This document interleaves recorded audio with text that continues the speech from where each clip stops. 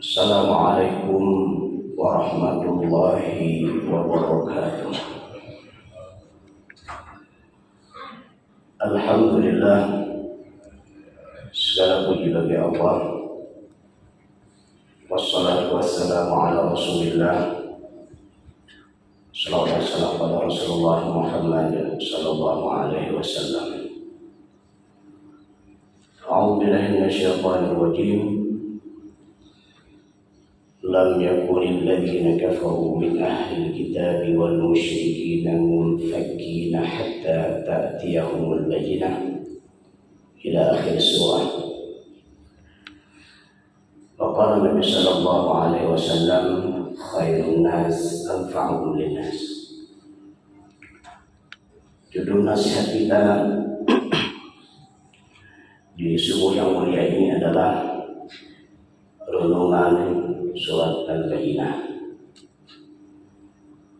Jamaah rahimahumullah, di dalam surat Al-Bayyinah ini tepatnya pada ayat 6 dan 7, di sana Allah Subhanahu wa taala menyebutkan dua kalimat di ujung ayat, ulaika hum syarrul bariyah. Kemudian pada ayat ke-7 Allah menyebutkan ulaika hum khairul bariyah. Di sini Allah ingin memberitahukan kepada kita bahwa di dalam surah Al-Bayyinah ini ada manusia yang jahat atau sejahat-jahat manusia atau seburuk-buruk manusia. Kemudian yang kedua, ada manusia yang baik atau sebaik-baik manusia.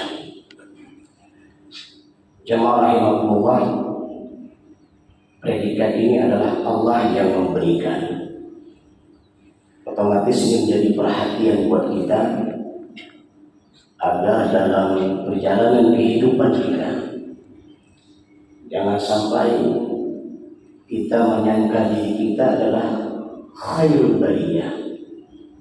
Tapi ternyata na'udzubillah, setelah diteliti sifat, gaya dan perilakunya ternyata menjadi golongan syarrul bariyah. Oleh karena itu 8 ayat dari surah Al-Bayyinah ini menjadi sebuah renungan buat kita, tentunya didukung dengan ayat-ayat di surat yang lainnya. Jamaah rahimahullah, apa penyebab sehingga Allah Subhanahu wa taala menyebutkan atau memberikan predikat kepada manusia yaitu syarrul bariyah? Ternyata penyebab terbesarnya adalah innal ladzina kafaru, karena kekufuran. Secara umum kekufuran itu adalah jahdul haq atau menolak kebenaran. Meskipun dalam perjalanan kita melihat orang-orang kafir itu sendiri, ada yang dari ahli kitab, ada dari kalangan orang-orang musyrik, ada kafir karena murtad, atau kafir itu ateis. Artinya secara umum kekafiran itu adalah ada di antara mereka itu kafirnya karena setelah tidak mengakui Allah dan Rasul yaitu utusannya, akhirnya mereka menyembah Tuhan yang salah. Ada di antara mereka itu yang menyembah patung, menyembah berhala, menyembah sungai, menyembah laut, menyembah bintang, menyembah bulan, menyembah pohon besar dan seterusnya. Kemudian ada juga di antara mereka itu kafirnya karena murtad. Awalnya mereka mukmin, awalnya mereka muslim, karena pengaruh pendidikannya, karena pengaruh lingkungannya, bacaannya dan seterusnya, akhirnya dia murtad. atau ada tekanan-tekanan tertentu, akhirnya menukar agamanya dari Islam menjadi agama kafir. Atau ada ateis. Ateis ini mereka tidak memiliki Tuhan. Wallahu a'lam apa yang mereka sembah. Intinya yang ingin disampaikan adalah bahwa musibah terbesar bagi seorang manusia yang hidup di atas permukaan bumi ini adalah ketika mereka menentang Allah dan Rasul. Maka perhatikan kondisi kita hidup di akhir zaman ini, bagaimana orang-orang kafir ini menyerang habis-habisan kita orang mukmin, orang Islam, atau bahkan ada yang di kalangan orang mukmin itu sendiri, tapi mereka murtad juga menyerang orang mukmin dan orang muslim. Maka yang mereka serang adalah juga tidak tanggung-tanggung ad-din. Maka kita tidak usah heran kalau kita yang hidup di akhir zaman ini ada manusia iblis, manusia laknat dan manusia biadab menghina Allah. Kita tidak usah heran. Kenapa?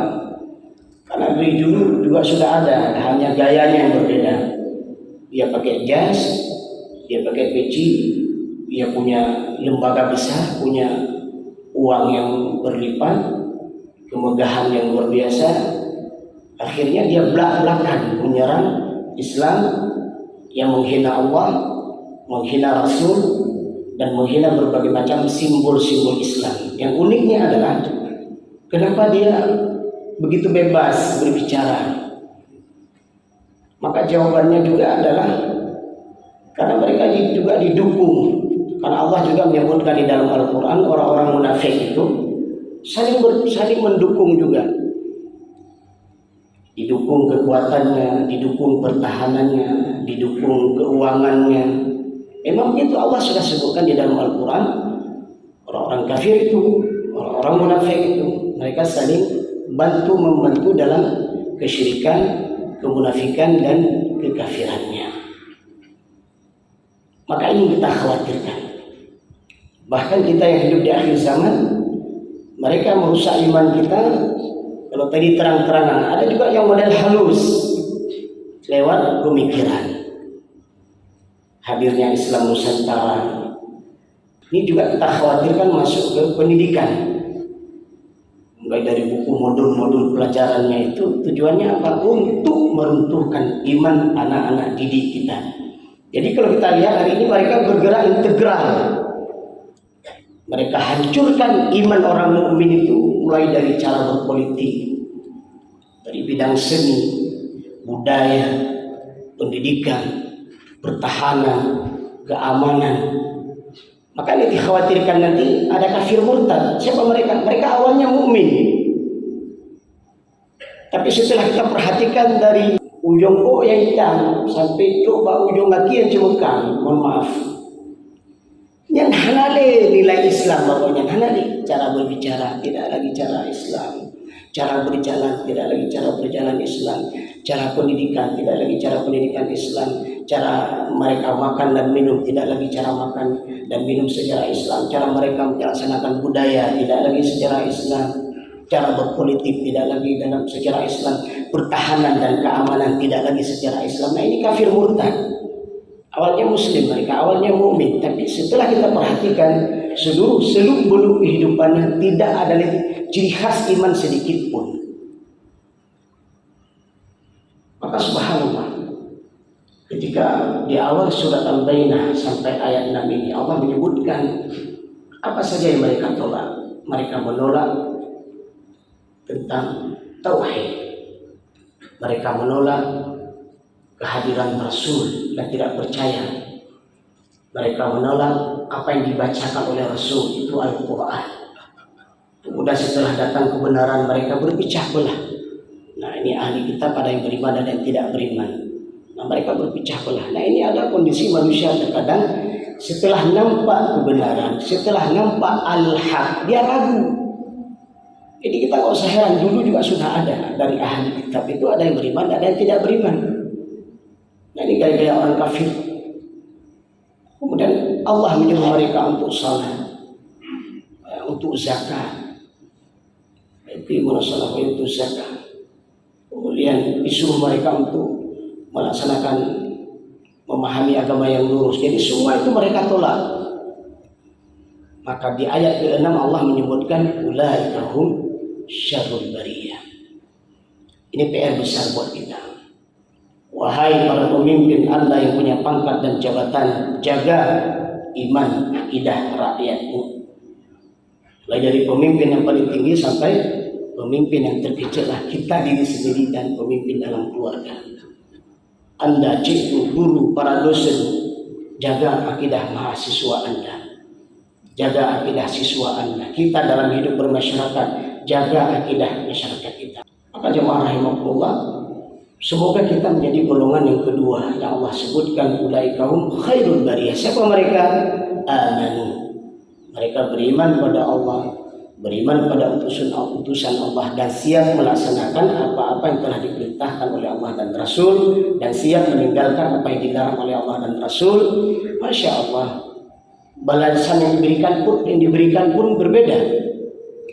Kalau syarrul bariyah, balasan mereka adalah fi nari jahannam khalidina fiha. Tetapi ketika mereka menjadi khairul bariyah, orang yang beriman, beramal saleh, jazaohum 'inda rabbihim jannatu 'adnin tajri min tahtiha al-anhar khalidina fiha abadan radhiyallahu 'anhum wa radu 'an. Di ujung surat ini Allah menyebutkan dzalika liman khasyiya rabbah. Mereka adalah orang-orang yang takut kepada Rabb-nya. Semoga bermanfaat. Alhamdulillahirabbil alamin. Subhanakallahumma wa bihamdika asyhadu an la ilaha illa anta astaghfiruka wa atubu ilaika. Assalamualaikum warahmatullahi wabarakatuh.